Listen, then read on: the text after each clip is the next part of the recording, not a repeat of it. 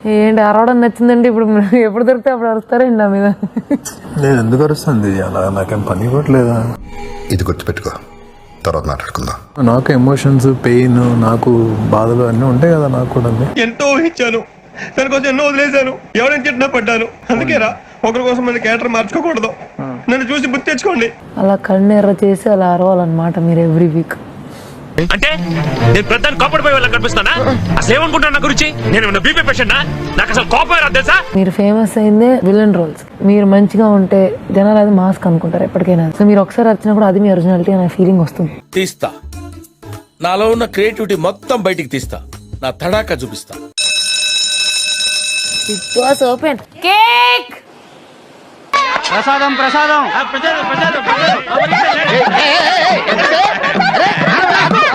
కళ్యాణ్ తప్ప ఎవరి దగ్గర వ్యాలిడ్ రీజన్ లేదు. సో ఎవడు చేసినా చచ్చాడు నా చేతిలో. గాడిది గుడ్డేం కాదు. ఈ వారం నామినేషన్స్ మీ అంచనాల్ని తలకిందులు చేస్తుంది. నేను దీనికోసం వెయిట్ చేస్తున్నాను. ఈ రోజు మీలో ప్రతి ఒక్కరికి కేవలం ఒకే ఒక నామినేషన్ చేసే అవకాశం ఇస్తున్నాను, మరియు ఇది చేయడానికి 5 నిమిషాల సమయం మాత్రమే ఉంది. ఓకే, నువ్వు ఎట్లా చెప్తే అట్లా. మీరు చెప్పే ప్రతి మాట మీరు నామినేట్ చేసే వారికి గుచ్చుకుంటే సరిపోదు. ఎందుకు? బిగ్ బాస్ నా నామినేషన్ భరణి అన్న. ఎందుకంటే మీకు సెకండ్ ఛాన్స్ వచ్చింది, మీరు దాన్ని యూజ్ చేసుకోవట్లేదు. ఓహో, అంటే ఇప్పుడు ఈ పాయింట్ మీద కూడా నన్ను ఉతుకుతావా? మీకోసం మేము చాలా మంది కష్టపడి మేము ఇక్కడ ఉంచాం. మీరు వాయిస్ అసలు బయటకు తీయట్లేదు నాకు అనిపిస్తుంది. నువ్వు మాట్లాడలేదు, నీ నోట్లో ఏమన్నా హెరిటేజ్ ఐస్ క్రీమ్ పెట్టుకొని ఉన్నావా అని అడుగుతున్నా. ఎందుకంటే మీరు చాలా కష్టపడి ఆడారు ఆ వీక్ అంతా, నేను చూశాను. కానీ ఆ ప్రాసెస్ లో మీరు నాకు గివప్ ఇవ్వటం నాకు నిజంగా నచ్చలేదు.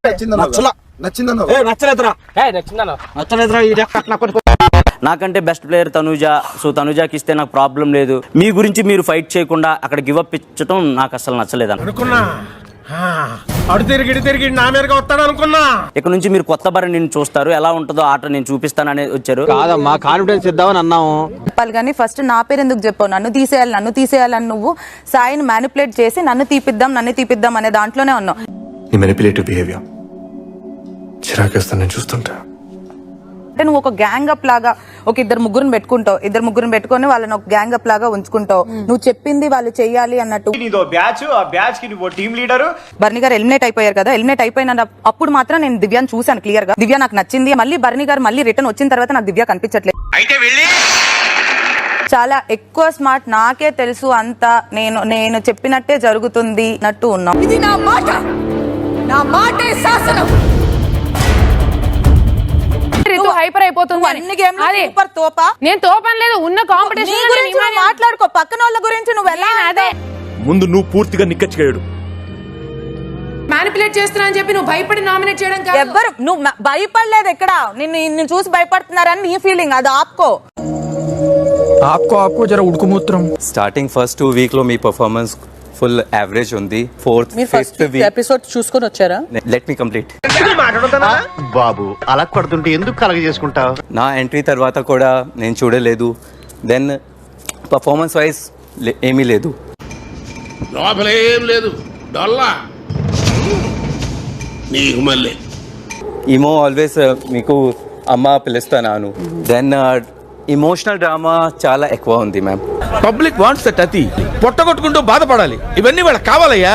They want it. I know the public pulse. Okay Bigg Boss, నేను డిఫెండ్ చేసుకుంటాను. టైం లేదు కానీ నేను డిఫెండ్ చేసుకుంటాను. Time up. Okay fine. మీరు వచ్చిన 6 మెంబర్స్ లో ఫస్ట్ నాకు ఇన్స్టెంట్ కొట్టింది మీరు. స్ట్రాంగ్ ప్లేయర్ ఉంటారు. నేనేదో నిజంగా ఒక ఎక్స్పెక్టేషన్ పెట్టుకున్నాను. మరీ ఇంత ఓవర్ ఎక్స్పెక్టేషన్ తట్టుకోలేకపోతున్నాను భయ్యా. లీడర్షిప్ బోర్డ్ లో బర్ని గారు, సంజన గారు, దివ్య గారు ముగ్గురు స్ట్రాంగెస్ట్. వాళ్ళకన్నా పైన నేను ఉన్నాను. నెక్స్ట్ వీక్ లోపల టాప్ 5 లో వస్తాను. నేను నాకు ఆ క్యాలిబర్ ఉంది. కాన్ఫిడెన్స్ కాదు, నిజం. కాన్ఫిడెన్స్ వేరు, నిజం వేరు. జరగబోయే యుద్ధం. నా స్ట్రెంగ్త్ ఉంది. టాస్క్ 100% ఇస్తున్నాను. అదే చూపించమంటాను, నిజంగా చెప్తాను. అదే చూపిస్తాను, కన్ఫర్మ్ చూపిస్తాను. నేను చెప్తుంది అది, మీరు అదే చూపించండి. చూపించు త్వరగా. చూపిస్తాను. త్వరగా చూపిరా. నాకు రాదు. బిగ్ బాస్ నా నామినేషన్ గౌరవ్. నీకు గేమ్ అర్థం కాదని నా ఫీలింగ్. లేదంటే చిరాకు పడ్డంలోనూ, లేదంటే ఆ ఫుడ్ లో నీ పోర్షన్ అడగడంలో ఎలా అయితే ఫస్ట్ ఉంటావో, గేమ్ అర్థం చేసుకోవడంలో నువ్వు ఫస్ట్ ఉండవు. నేను నిఖిల్ బ్రో అని అనుకుంటున్నాను బిగ్ బాస్. ఎందుకంటే నన్ను కెప్టెన్సీ నుంచి ఎలిమినేట్ చేశారు. పెద్ద సమస్య వచ్చి పడిందే. గేమ్ సరిగా ఆడట్లేదు. 5th వీక్ ఆల్రెడీ వచ్చేస్తుంది. ఇది మీరు సరిగా ఇంకా మింగిల్ అవ్వట్లేదు ఎవరితోని. అలా కలిసిపోండి సార్, మాతో ఫ్రెండ్లీగా ఉండండి. నీకు గేమ్లో కానీ టాస్క్లో కానీ నార్మల్గా ఇంట్లో ఉండే విషయంలో కూడా క్లారిటీ లేదు అని ప్రతి అథవా ఇదే డైలాగ్. నాట్ స్వీట్ అని చెప్పడానికి కూడా రీజన్ అదే.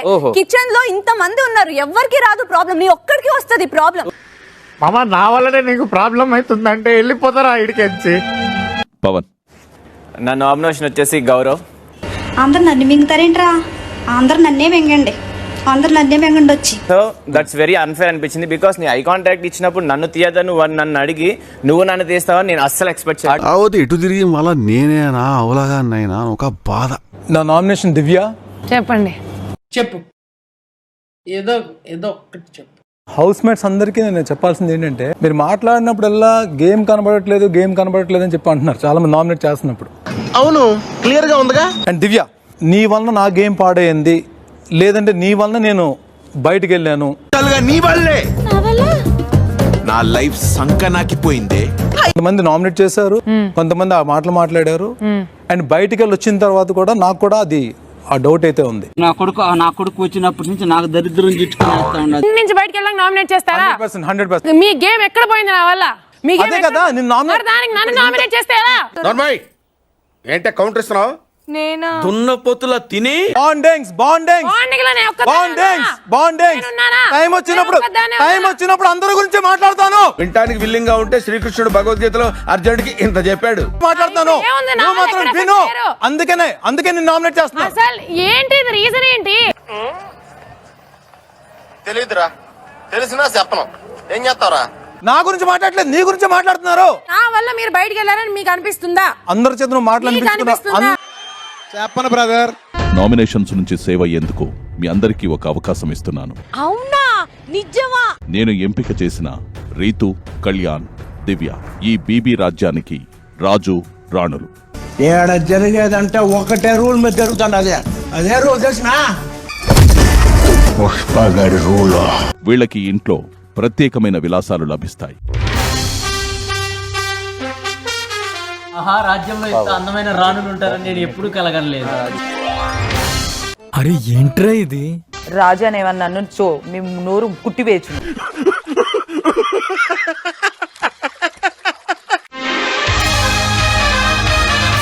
రాజ్యానికి మిమ్మల్ని కమాండర్గా పెడితే మీరు మా రాజ్యానికి ఎలా సేవ చేస్తారు? నాకు తెలీదమ్మా. ఇప్పటికీ తెలిసే ఉంటది. తెలీదు అంటే విన్నాను. రాజ్యాన్ని కాపాడటంలో కొంచెం గొప్ప నైపుణ్యత ఉంది నాకు. సో ఉన్న ప్రజల్ని నేను మిమ్మల్ని మీరు బాగా కాపాడుకుంటున్నారు 10 వారాల నుంచి. కరెక్ట్, ఇది కరెక్ట్ గా చెప్పావయ్యా. ఇద్దరు రాణులకి ఏం కావాలో అది నేను దగ్గరుండి మరి అంత దగ్గరికి వెళ్ళక్కర్లే, అక్కడ నుంచోండి. అతను మా అంతకంటే పెద్దది. అతను కొంచెం కూడా వంగి నడవట్లేదు. ఆల్రెడీ ఒంగినందుకే 4 సార్లు బయటికి ప్రజల్లో ఎవరికైనా ఏమైనా అయిందా? నాకు ఊపిరి ఆడట్లేదు, నోట్లో నోరు పెట్టి వదాలి ఎవరో ఒకరు. అది అసహ్యం, అసహ్యం, అసహ్యం. ఎంగిలి